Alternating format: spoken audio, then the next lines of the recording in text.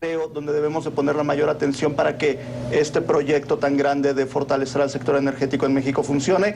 Es ahí donde yo creo que hay ciertas dudas, pero que evidentemente es un avance para obtener un sector energético competitivo a nivel mundial. Miriam. Bueno, pues yo estaba francamente esperanzada con la reforma constitucional. La veía perfectible, pero la veía llena de potencial. Las leyes secundarias me han desilusionado mucho desde el punto de vista de como instrumentos jurídicos, ¿no? Como reglas del juego sólidas, tanto para el Estado como para las empresas. Porque muchos artículos muy importantes son ilegibles. O sea, es una cuestión de mala técnica legislativa. Entonces, si yo soy funcionario público, ya sea en CNH o en la CNR, y no puedo entender a cabalidad lo que me mandata la ley, me voy a sentir confundido y tremendamente desorientado sobre cómo enfilar mi conducta. Y para una empresa, tener reglas poco claras, pues me provoca muchísima inseguridad. Y es una cuestión tan sencilla pero tan importante como la escritura del artículo. O sea, hay cosas que no quedan claras. Entonces eso es preocupante. Él mencionaba el Consejo de Regulación. Yo me iría a cuestiones sobre cómo definir un hidrocarburo en el subsuelo, porque ahora la transmisión de propiedad a una empresa se va a realizar en el momento de la producción. Pero hay escritura técnica muy clara en las prácticas internacionales que define cuándo un hidrocarburo pasa a ser propiedad de una empresa y deja ser propiedad de la nación. Y eso que es tan importante está mal escrito.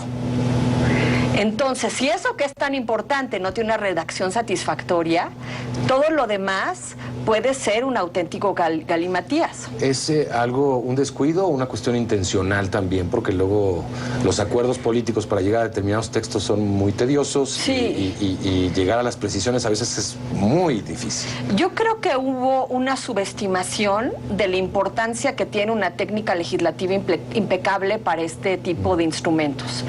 Estamos en un país que es tremendamente legalista por una parte, pero que por otra no se toma el derecho en serio. Es esa cosa que escriben los abogados y con la cual dan mucha lata, ¿no? Esa es la percepción de lo que es jurídico, ¿no? Como si fuera rollo. Y no es rollo, son las reglas del juego y tienen un contenido económico, político y social muy importante. Entonces, yo me he sentado, primero a vuelo de pájaro, leí las miles de fojas de los dictámenes, acabé con una indigestión legislativa tremenda, ya no me acordaba qué venía en un dictamen y qué venía en el otro, y después me hacía bolas y hacía el ridículo, porque no, ya cambió para allá, estaba en el dictamen anterior, no estaba en este dictamen. Entonces, leer miles de fojas es una cuestión incluso angustiante, ¿no? Ayer me senté a leer con pelos y señales la ley de hidrocarburos y parece escrita por uno de mis alumnos de Derecho en el CIDE.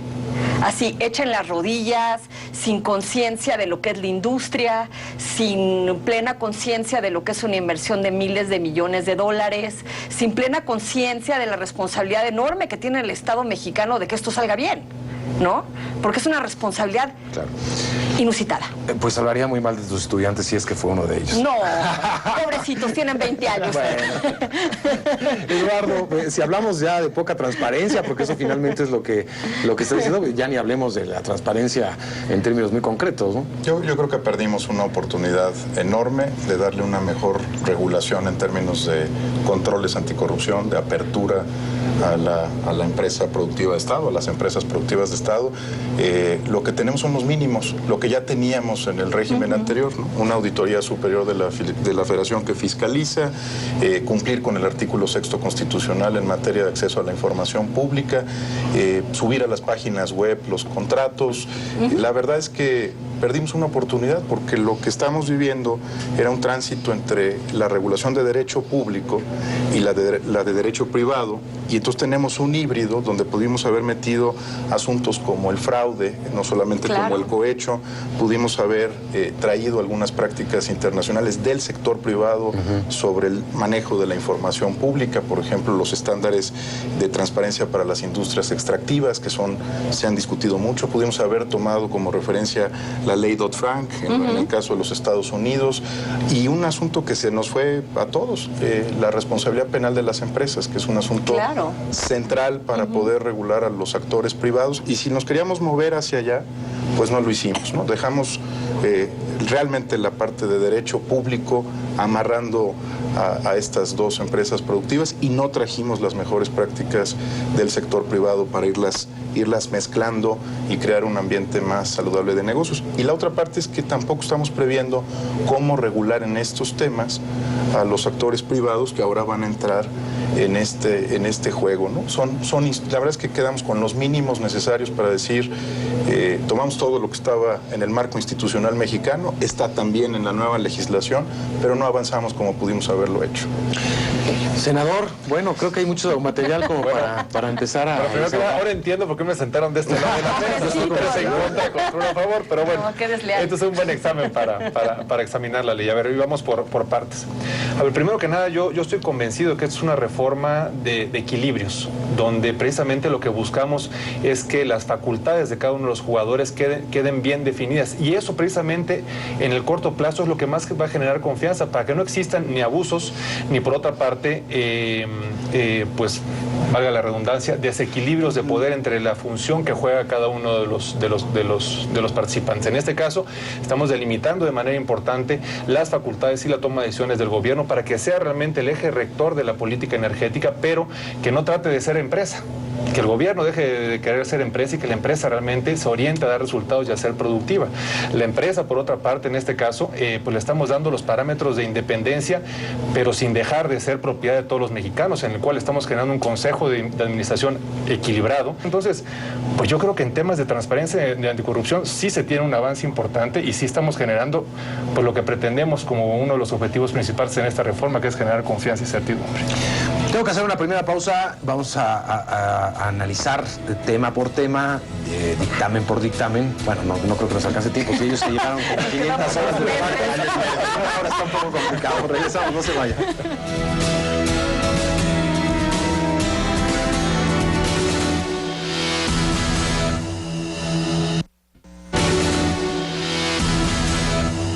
Decíamos que es imposible analizar toda la reforma energética en una hora, menos de una hora de programa que tenemos, pero empecemos por aquellos puntos que han generado más polémica. Uno de ellos es el de las empresas productivas del Estado. Dejan de ser paraestatales, Comisión Federal de Electricidad y Pemex, y se convierten en empresas productivas con igualdad de condiciones, con equilibrios para participar, como decía el senador. Pero quedan muchas dudas de esa igualdad de condiciones y de esos equilibrios. Es decir, Pemex tiene pasivos laborales gigantescos, al igual que la Comisión Federal de Electricidad. Se están debatiendo hoy por hoy en la Cámara de Diputados, un sindicato también que al último minuto se le dejaron algunas prerrogativas que pues que la hacen también de alguna manera, pienso yo desde fuera, la atan un poco de manos para poder ser tan competitiva como se quisiera. ¿Quién quiere hablar de al respecto? A ver, híjole, es muy complicado, pero además hay una discusión de que si los pasivos laborales ahora pasan al Estado y los contribuyentes serán los que los paguen. Ya de por sí se venía haciendo. Sí. Digo, en una u otra parte, pues de todas maneras Pemex tenía que reservar los recursos que la misma federación le da para tener esos pasivos. O sea, de que ya de entrada ya se estaba pagando por parte de los contribuyentes en una forma u otra. ¿Que son $1,000 millones de dólares? 2 millones de pesos entre la Comisión Federal de Electricidad. Son 1.3 billones por parte de Pemex, y aproximadamente un poco menos de 0.7 billones, 7,000 millones por parte de CFE. ¿Cuánto es el PIB en total? Del total no sé, pero finalmente son pasivos que se tienen que pagar en los próximos 30, 40 años, ¿no? Y que se irán acumulando si no hay una modificación al contrato laboral de Pemex. En Comisión Federal de Electricidad ya se están elaborando las cuentas de pensión únicas y en Pemex tendría que entrar también esa situación. Creo que su partido estaba precisamente condicionando a que fuera así para que los pasivos laborales pasen al Estado. Pero de cualquier forma ya se pagaban. Es decir, el contribuyente ya una parte se estaban pagando esos pasivos laborales y ahora sería como pasar la cuenta a otro lado. Queda pendiente, y creo que es muy importante, el contrato laboral de Petróleos Mexicanos, de los trabajadores de Petróleos Mexicanos, para poder ser una empresa más eficiente, a la par de que pues va a ser una empresa que poco a poco se va a ir achicando, no desaparecer, pero sí se va a ir achicando conforme llegue el resto de la competencia. Yo no veo cómo los consejeros independientes van a ser independientes. Si el presidente me invita a participar en un consejo de administración, ya de alguna manera estoy ligada a un nombramiento político. Esa es una de las principales críticas a los sí, o sea, no comisiones reguladoras. O sea, yo me imagino, así, fantaseando. La gente me preguntó, ¿y si fueras consejera de Pemex? Le digo, me sentiría presionadísima y asfixiada todo el tiempo. Bueno, entonces, no has recibido ninguna invitación. No, para nada, ni la voy a recibir tampoco. Bueno. Pero es que la independencia de nombramientos políticos siempre es muy limitada. Entonces, ¿qué? Pemex ha estado tan enferma como nuestro sistema político. Son vasos comunicantes. Y la vinculación entre Pemex y el modelo político es simbiótica. Bueno, vemos legisladores que han formado parte de empresas relacionadas al sector energético, sí, de sindicatos, en fin. Hay vasos comunicantes muy claros, digo, para que nos vamos a ir más lejos, pero a ver, senador. Pues nosotros lo que buscamos es un esquema de gobierno corporativo, en la cual se genera un equilibrio, en el cual se mantengan los intereses del Estado, pero también se mantengan intereses de negocio, o sea, intereses con visión mercantil, que es un poco lo que manejaba en su momento. Primero, empezando por la primera parte. La parte de los pasivos laborales, creo que aquí en este país tenemos la experiencias inmediatas de lo que se hizo un poco, por ejemplo, con el tema del Seguro Social, con el tema del ISSSTE. Y yo creo que si queremos que realmente, por una parte el gobierno deje de ser empresa y dotarle de todas las herramientas legales, jurídicas y financieras a la nueva empresa productiva del Estado para que dé resultados, pues tenemos que realmente lograrlo. Y una de ellas, pues es definitivamente sanear sus finanzas, entregar una empresa pues lista para competir en las mejores condiciones. Y aquí no digo que no pueda competir, por supuesto que puede ser competitiva Pemex, pero hay que generar las mejores condiciones. Y el tema del saneamiento de sus finanzas yo creo que es un tema fundamental. ¿Y a dónde vamos con esto? De hecho, hoy generó muchísima especulación el tema de los pasivos laborales, con que el gobierno iba a absorber el 100%. No es del todo cierto eso, y sí hay que precisar. Lo que estamos tratando de generar, y se está discutiendo en este momento en Cámara de Diputados, es una especie de solución tripartita, en la cual los tres implicados en este caso de los pasivos laborales pues hagan el mejor esfuerzo para buscar generar este saneamiento. Por parte del gobierno federal, pues sí, absorber parte de esta deuda que hasta diciembre, era deuda pública, o sea, eran funcionarios públicos los funcionarios de Pemex, y la deuda de Pemex era deuda pública. Sí. Deuda que, por cierto, si hoy nos preguntamos, por ejemplo, por qué de ese 1.2 billones de pesos pues no está cubierto, es porque precisamente el gobierno agarraba todo ese recurso para el PEF. Entonces yo creo que en un ejercicio de realmente fortalecer a Pemex, pues habrá una parte que yo creo que definitivamente sería justo que el gobierno absorba, no todo. Hay otra segunda parte, el caso de la misma empresa. La empresa pues deberá, con una buena planeación financiera, pues buscar de qué manera pues puede darle pues muy buena visibilidad a sus estados financieros y salud, para efecto de poder generar pues todas las previsiones de financiamiento y pues poderle dotar de todas las herramientas. Tengo que hacer una pausa y volvemos con Eduardo Bojorges.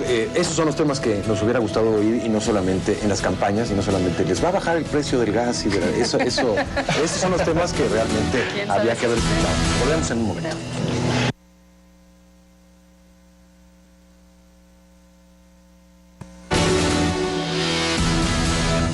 Estamos en México Opina hablando de las leyes secundarias y la reforma energética, y le tocaba el turno a Eduardo. Yo creo que dice bien el senador, que hay un modelo híbrido, y cuando yo hacía referencia hace un momento a que nos quedamos a mitad del camino, es que ese modelo híbrido no tiene necesariamente las mejores prácticas ni de derecho público ni de derecho privado, y en el caso de las empresas productivas se nota. Vuelvo a insistir en el tema de la responsabilidad penal, que para muchos es extraña en México como figura, lo que hace que BP, Shell, Exxon se moderen en su conducta pública. Por un lado es la parte del poder de sus accionistas, pero del lado del Estado es que hay una responsabilidad distinta a la que nosotros tenemos en México, que es la responsabilidad penal de la empresa. no es el funcionario exclusivamente quien resulta legalmente responsable, sino la empresa en su capital. Por eso cuando la Comisión de Valores en los Estados Unidos inicia una investigación contra una empresa, pues no se está jugando solamente el prestigio del director general, se está, o si es que fuera el caso, se está jugando la empresa su capital. Claro. Y cuando te estás jugando tu capital, tienes incentivos muy diferentes a aquellos que tienen que ver con tu desempeño evaluado, incluso por un muy sano consejo de administración que pueda tener consejeros independientes. A eso me refiero con que el modelo híbrido finalmente sí lo es, pero no toma lo mejor de los dos mundos. Y en el tema, por ejemplo, que a muchas organizaciones civiles le ha molestado de los contratos y la transparencia de los mismos, pues tomamos lo que la industria ha buscado ocultar de la propia industria, que son bajo pretextos como el tema de los derechos de propiedad intelectual y otros asuntos, y lo que en este momento es un debate no en el Senado mexicano o en la Cámara de Diputados, sino en el Congreso de los Estados Unidos, que es el nivel de transparencia que tiene que tener una empresa del sector privado para darle confianza a los inversionistas, para darle confianza al público y también para darle herramientas al regulador. Cuando decía de la ley Dodd-Frank, pues lo que obliga a la ley Dodd-Frank es a que las empresas que cotizan en los Estados Unidos hagan pública más información de la que ahora hacen pública como empresas. Y en todos los niveles, o sea, desde el ambiental hasta el financiero. ¿No? Y en todo el mundo, Mario. O sea, digamos, no importa si la empresa es norteamericana, con que cotice en bolsa en los Estados Unidos, tiene que revelar información sobre lo que está ocurriendo en África, en América Latina. Y me lleva a un tema que pues, muchas veces hemos comentado en esta mesa.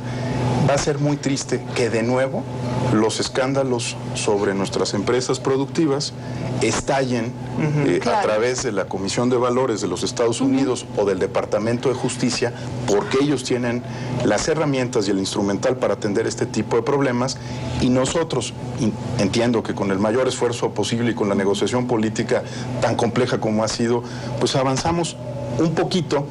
Pero avanzamos. Avanzamos un poquito. Eso ya me gusta. Pero no estamos dándole a nuestras empresas productivas pues las mejores herramientas. Voy a referirme exclusivamente al tema pues de control de la corrupción o de fraude en el sector privado. Las estamos poniendo pues en condiciones muy diferentes a las que tienen otros actores internacionales por la regulación que tienen esos países. Yo creo que el tema de la responsabilidad penal de la empresa va a tener que regresar a nuestra legislación. No es un tema que podamos abandonar, y estoy seguro que, por ejemplo, en Expansión, pues cada vez que ven uno de los ya cada vez más numerosos escándalos que involucran empresas privadas, en el caso mexicano, en el sector financiero, proveedores de nuestras empresas productivas y en otras áreas, pues estarán tan preocupados como podemos estar desde la sociedad civil en que no tengamos un buen instrumental de regulación pública para un mercado y no solo para nuestras empresas productivas. Es un tema importante, no nada más es una cuestión etérea hablar de la cuestión de la corrupción. En México, no se digo, según Transparencia Internacional estamos entre los primeros lugares en corrupción. 106 de 177 países. Nada más.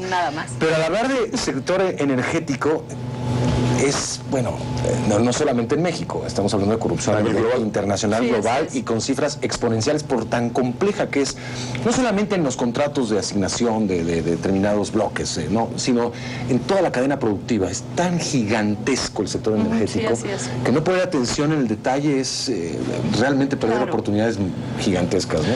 Coincido en que en este tipo de sectores el diablo está en los detalles, ¿no? Y bueno, primero que me da gusto, ya empiezo a agarrarme la confianza uno por uno. Ya avanzamos un poquito.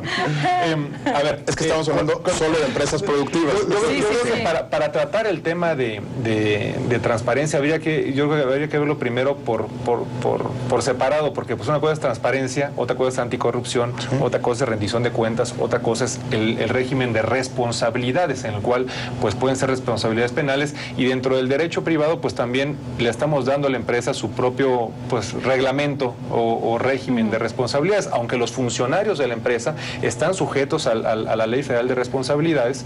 Yo creo que ahí pues en buena medida está la conexión directamente relacionada con las responsabilidades de carácter penal, e insisto, cualquier tipo de fraude, como cualquier otra empresa en este país, pues lógicamente, independientemente de que por el derecho público estén sujetos a la Ley Federal de Responsabilidades, pues también entra directamente el derecho penal. Quisiera decir algo importante sobre la regulación contractual. que, bueno, ya saltando otra ley, que es la ley de hidrocarburos, a mí me pareció muy insuficiente lo que dice la ley, tanto en términos de seguridad jurídica para el Estado como para seguridad de las empresas. ¿Me permites, Miriam, ir a una pausa? Sí, claro. Con ley de hidrocarburos, con esta por punto de supuesto. vista. Hacemos una pausa y regresamos.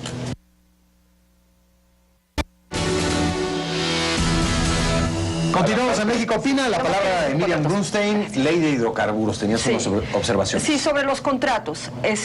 Entiendo que un contrato no puede estar legislado porque se vuelve un contrato muy rígido y cada cláusula que quisieras cambiar tendrías que convocar al Congreso de la Unión, lo cual es un absoluto desastre. No, por favor. No, de verdad, sería un absoluto desastre. De hecho, mucho de ello vendrá en la calibración y en la definición me puede dejar, por las facultades. me puede dejar. Adelante, Senador, adelante. muchas gracias. Por favor.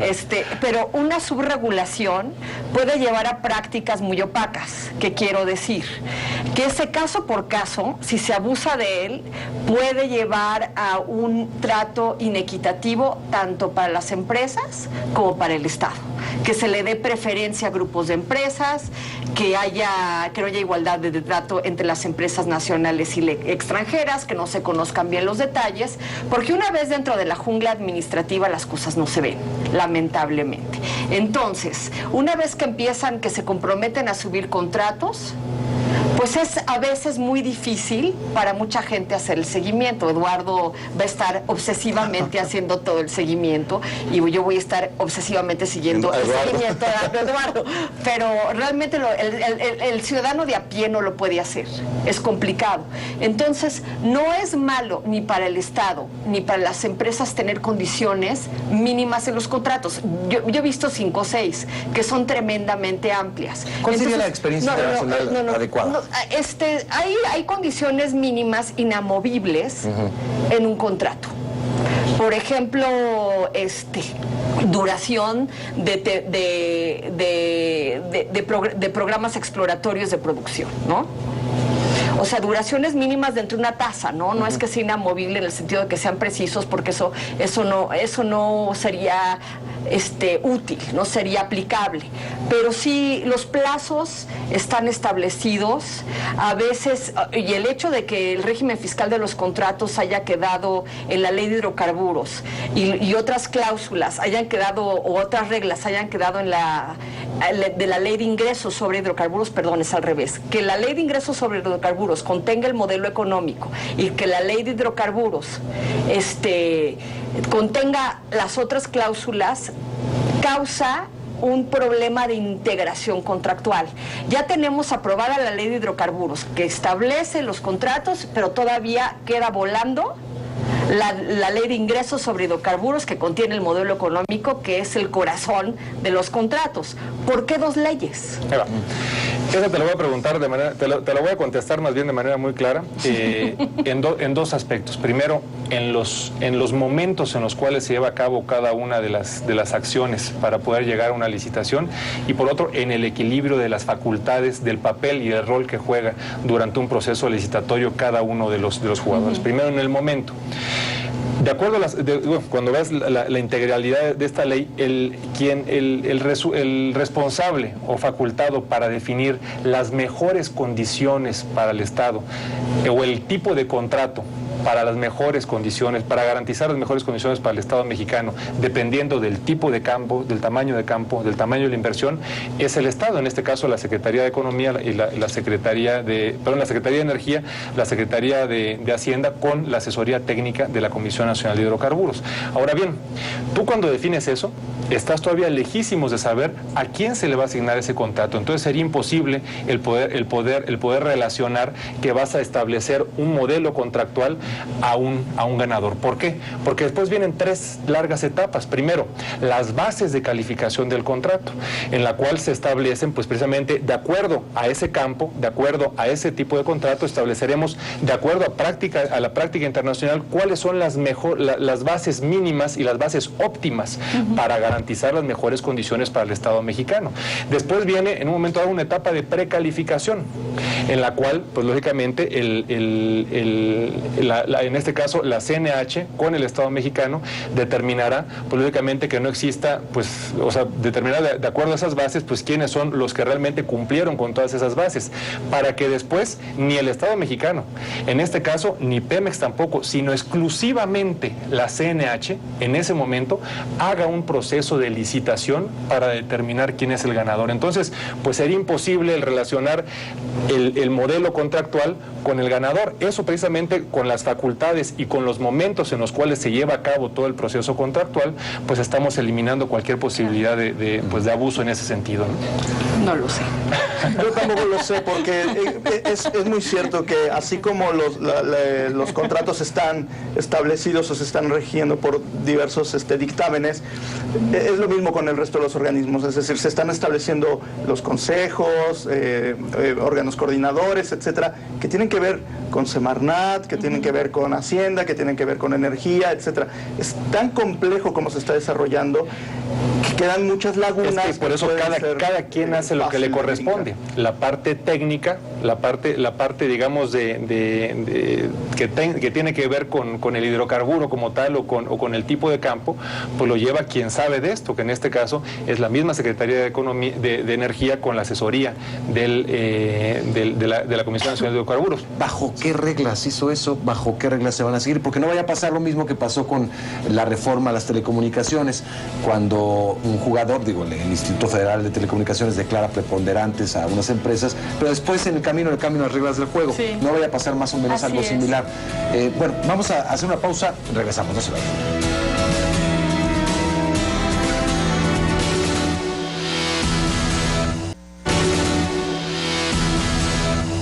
Continuamos en México Opina, se nos está agotando el tiempo, pero dejé plantear una pregunta, si alguien gusta ayudarme a responderla, que me la responda, por favor. Digo, es decir, la Comisión Federal de Electricidad anuncia una importante licitación de varios proyectos.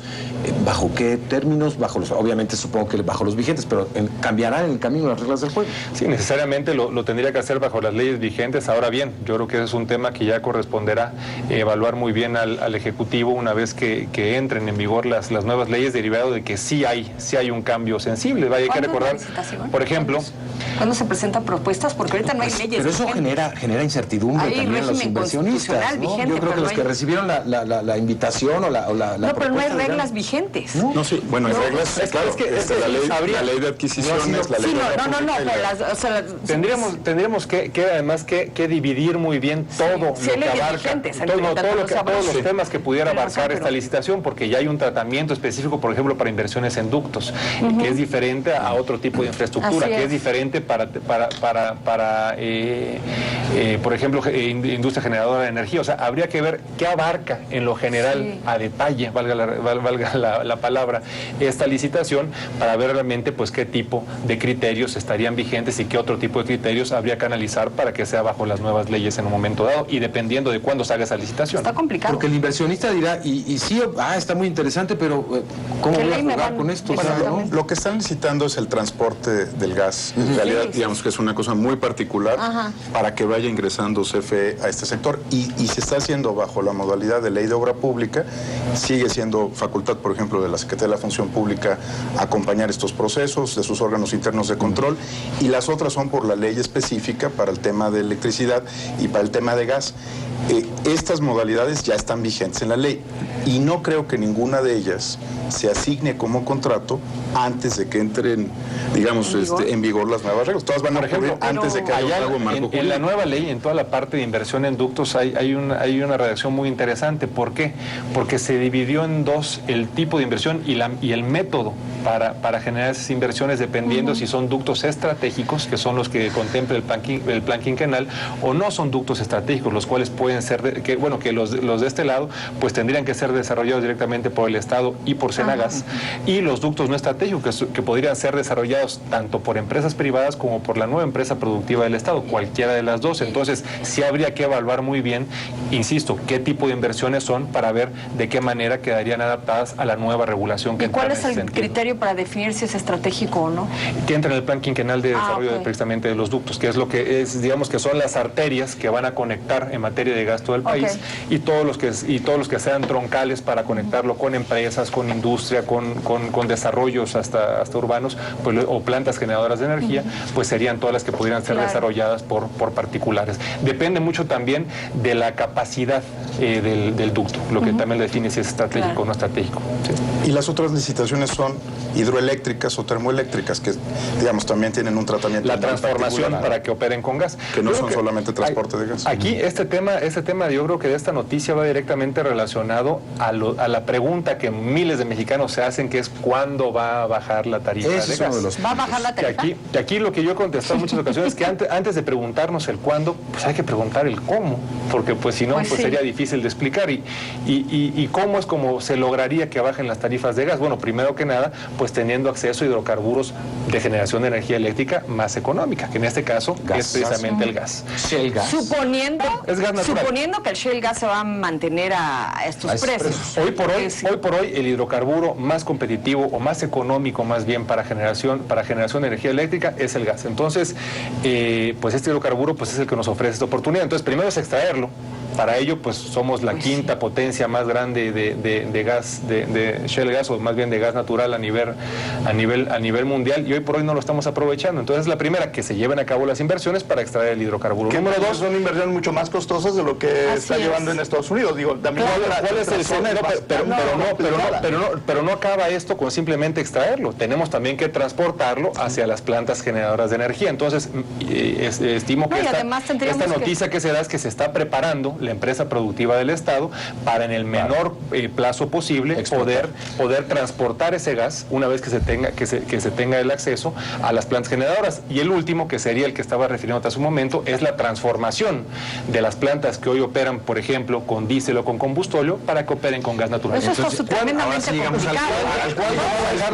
Lo que dice todo el senador pinta un panorama muy complicado. La luz no va a bajar por arte de magia. La luz, para que baje la luz, se tienen que llevar a cabo además los combustibles simplemente son un factor. Tendremos que tener un mercado mayorista altamente competitivo con muchísima inversión. Por cierto, bueno, y otro tema muy importante por el cual debemos de transitar nuestra matriz energética hacia gases, porque de entrada pues es un 65% menos contaminante, además de ser hasta un 40% más económico en su costo de generación. Ahora sí vamos al cuándo. El cuándo, pues dependerá de cómo se vayan. O sea, de acuerdo a las estimaciones que se tienen, con los atractivos que se están generando para la inversión y con los planes de inversión que se podrían generar, pues esto podría empezar a generar ya que los mexicanos sintamos una reducción en el costo de la energía eléctrica de aproximadamente 4 años, que es el escenario en el cual pues se pudieran dar los plazos para que esto ocurra. Ahora, ¿qué otro tema también nos va a ayudar a que bajen las tarifas de luz? Pues también la eficiencia y la eliminación pues de las terribles ineficiencias que tenemos en la transmisión y distribución. Del 100% de la energía eléctrica que se genera en este país, el 25% no se factura. Y lo estamos pagando todos los mexicanos. Entonces, ¿qué es lo que necesitamos? Es que también se cree esta red inteligente de transmisión, mediante la cual pues se logre, a través de tecnología e infraestructura, eliminar y disminuir pues todo lo que causa que no se facture este 25%, que son desde fugas, ineficiencias, robos, diablitos, etcétera, etcétera, etcétera. Pero por algo dejaron también el subsidio. Claro. Discutieron tanto esto y dejaron el subsidio porque pues no sabemos si en realidad en 4 años podamos lograr bajar las tarifas. Yo lo veo muy cuesta. El tema del subsidio el riesgo también de políticamente quitarle el subsidio, y resulta que la campaña que hicieron de que va a bajarte el precio de la luz, todo lo contrario. Entonces, a ver, un momentito, yo quisiera decir algo. ¿Me permite un segundo, por favor, senador? Porque gracias. Yo sé que hablo mucho. No, sí, porque también hay que tener pesos y contrapesos en esta mesa, no solo en la ley. Muchas gracias. Entonces, estamos obviando un tema muy importante, que es cómo va a operar el mercado mayorista. Si el mercado mayorista no es eficiente y no se bajan los costos de generación por tener una generación altamente competitiva, la tarifa no baja. Y eso depende muchísimo de cómo queden las reglas de operación que va a elaborar la Comisión Reguladora. Realmente se genere competencia. Exactamente. Y para eso tenemos que tener inversión, infraestructura y un mercado que no es fácil regular. Regular mercados eléctricos es una cuestión complicada, necesitas cuadros muy conocedores de cómo regular un mercado eléctrico, y eso es algo que en este momento no tenemos.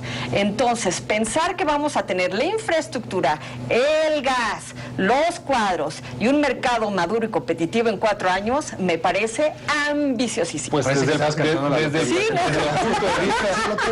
el punto de vista del modelo energético que desde el legislativo estamos impulsando, que es todo el andamiaje legal que estamos entregando, pues ya tenemos las herramientas para poder lograrlo. Por ejemplo, para generar competencia, por ello estamos sacando al Cenagas, al Cenace de la CFE, para que el Cenace ahora sí sea, pues digamos, el que regule la transmisión y la distribución y genere competencia, para que un generador ya pueda comercializar. Pero eso es una regla.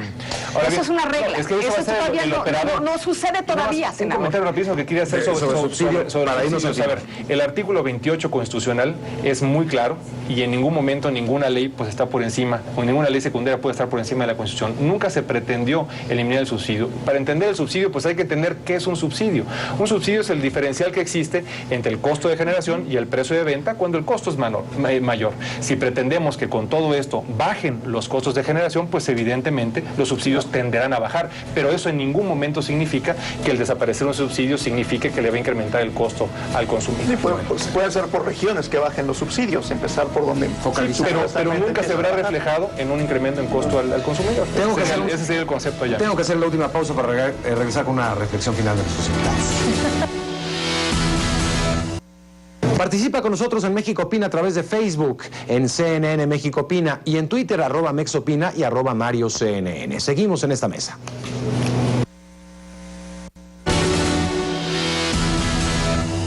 Llegamos al final de esta edición de México Opina, esta interesante discusión, muy energética. Quisiera una reflexión final, comenzando con el senador, por favor. Bueno, este modelo energético, más allá de reforma, yo creo que es un modelo integral que todavía no termina. Si bien ahorita en el Senado de la República hemos aprobado ya los 4 dictámenes básicos, en lo cual está la parte reglamentaria, tanto de la industria de hidrocarburos como de la industria eléctrica, está la parte reguladora, no solamente con el regulador de la parte de extracción y de explotación y de exploración, sino también en toda la parte de los procesos de transformación, distribución, comercialización, almacenamiento, etcétera. También estamos generando el regulador de toda la parte de seguridad industrial y del manejo medioambiental, y por último, pues toda la parte de las empresas productivas del Estado. Pero todavía nos falta pues un paquete fundamental que pues será uno de los ejes principales para que sea factible este modelo, que es el paquete fiscal, en lo cual se discuten la calibración de las asignaciones, la competitividad que deben tener las asignaciones en esta calibración fiscal con los contratos, toda la parte del Fondo Mexicano del Petróleo, que también es una aportación muy importante a la reforma. Pero no solo eso, una vez que terminemos este paquete fiscal, nos falta el último eje que para mí también es fundamental de este modelo energético, que es el paquete verde. La ley de transición energética, que creo pues todavía no hemos ni siquiera iniciado la discusión, simple y sencillamente fue presentada por legisladores de Acción Nacional, pues en el mes de septiembre. Hay que recordar que en la reforma constitucional pues pusimos un plazo para el paquete verde, que digamos termina por ahí del 20 de diciembre, si no mal recuerdo. Entonces, pero ya queremos terminar este modelo. ¿Para qué? Para que ahora sí, dentro de la integralidad de todas estas leyes, pues podamos ahora sí vislumbrar los grandes efectos y los grandes beneficios que nos traerán a todos los mexicanos, no solamente a los de hoy, sino también a los del mañana. Muchas gracias, senador. Gracias por estar con nosotros, Eduardo. Déjeme quitarle presión al senador y llevársela a la Cámara de Diputados. De los 4 temas, todos ellos muy importantes, yo quisiera quedarme con uno, que es el Fondo Mexicano del Petróleo. Claro. Mucho de la expectativa sobre cómo vamos a aprovechar la riqueza generada está alrededor del fondo. El fondo es un concentrador de los ingresos, es una oportunidad después de pagar los compromisos, de las diferencias se harán inversiones financieras, y también hay la posibilidad que si se rebasan ciertos montos del Producto Interno Bruto, tengamos recursos adicionales que la Cámara de Diputados, con recomendaciones de este fondo, reinvertirán en temas estratégicos para el país. Si hay una pieza que yo creo que hay que seguir con mucho cuidado en este momento, es esa. porque la seguridad y la confianza, como decía el senador hace un momento, que le queremos dar al público es que la riqueza que se genere con este modelo integral efectivamente sirva para las prioridades de desarrollo del país. Eso es lo que hace muy interesante el modelo que se le dé al modelo noruego, ¿no? Sí. Y dentro de este hay un tema que creo que todos sabemos, nos ha quedado corto ya nuestra legislación, que es el tema de conflicto de intereses, ¿no? Sí, hay una mención específica en el fondo. Yo entiendo que al separar tractos de control y responsabilidad se busca evitar conflictos de intereses, pero la verdad es que le tenemos que dar una revisada a nuestra ley de responsabilidades porque es un tema indefinido. Cualquiera le puede decir a otro que tiene conflicto de intereses y no es sencillo acreditarlo ni establecerlo. Y hay buenas prácticas internacionales. El propio Fondo Noruego lo tiene. La legislación chilena en este tema es de verdad de avanzada. La verdad es que la iniciativa... en todos los sectores, claro, que la ley de responsabilidades y no solo el fondo. Para todos. Porque nos ha quedado corto, ¿no? El tema de conflicto de intereses ya, ¿no? Ya es, coincido al 100%. Empezando por el Congreso. El Congreso se quedaría vacío. Claro. Pues yo también les dejo tarea a ustedes, y es el tema de la ocupación superficial que me tiene sumamente preocupada. Conversando con empresas petroleras me di cuenta que a veces las buenas intenciones pueden tener malos resultados y la figura de la ocupación superficial no replica las mejores prácticas de la industria. ¿Y por qué no? Porque en primer lugar dejaron que la contraprestación debe ser celebrada con el propietario del terreno. Y ojo, en México muchos propietarios realmente son poseedores, no tienen justo título, no tienen un título de propiedad formalmente en sus manos. Entonces es complicado porque en México nunca sabes quién tiene la propiedad y quién tiene la posesión. Entonces se complica porque eliminaron al poseedor del terreno y lo dejaron acotado al propietario. Segundo problema, que este es un reclamo que me hicieron algunas empresas. El porcentaje de ganancias que se va al propietario es de alguna manera desequilibrado con el riesgo que tiene el propietario del terreno. Se le hace socio del proyecto en un porcentaje pequeño, pero las ganancias de la industria petrolera son enormes. Entonces, ¿por qué si el propietario del terreno no está compartiendo el riesgo con la empresa, recibe un porcentaje de las ganancias? Es algo que a las empresas no les parece equitativo. Tercer problema, este tipo de prácticas llevan a la especulación de terrenos. ¿Qué va a pasar? Que grandes propietarios de terrenos se van a ir corriendo por todo México comprando propiedades. Y con su poder económico, ellos sí pueden tener un título de propiedad. Tal vez... Siempre y cuando sea propiedad privada, porque si es ejidal, pues el proceso no es tan fácil, pero sí pueden conseguir títulos de propiedad. Y si hay mucho dinero de por medio, me imagino que las tierras comunales y ejidales pueden encontrar cierta solución.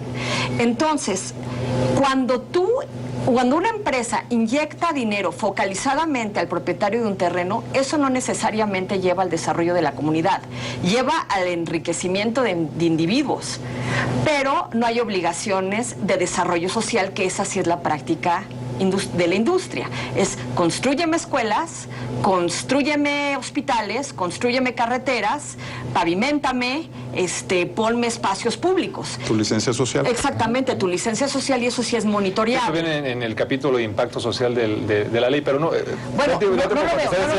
Entonces, hay que hacer otro programa sobre eso. Me mosca la oreja, porque esto puede llevar a la especulación de terrenos y al caciquismo. Es un tema que debatimos mucho. Yo sé que no nos da tiempo, pero con mucho gusto te lo platicamos fuera del aire, porque sí es muy relevante.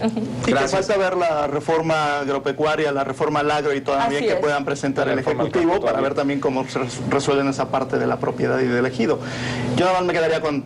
Es una reforma tan compleja y que le están saliendo tantas aristas y que tiene que ver con tantos sectores gubernamentales y desde luego el privado, que se hace todavía más compleja y surge la incertidumbre de en realidad si va a ser tan benéfica para el desarrollo y si se va a poder aprovechar el potencial. La parte de la transparencia se ha querido cuidar tanto, que se han generado tantos instrumentos que a la par son confusos y que evidentemente también dan pie a que puedan escurrirse por ahí el hilo de la corrupción. Muchas gracias a todos ustedes. Gracias, senador. Gracias a nuestros invitados. Gracias a ustedes por habernos soportado en esta hora, por habernos acompañado. Lo esperamos el próximo domingo. Pasen una excelente noche.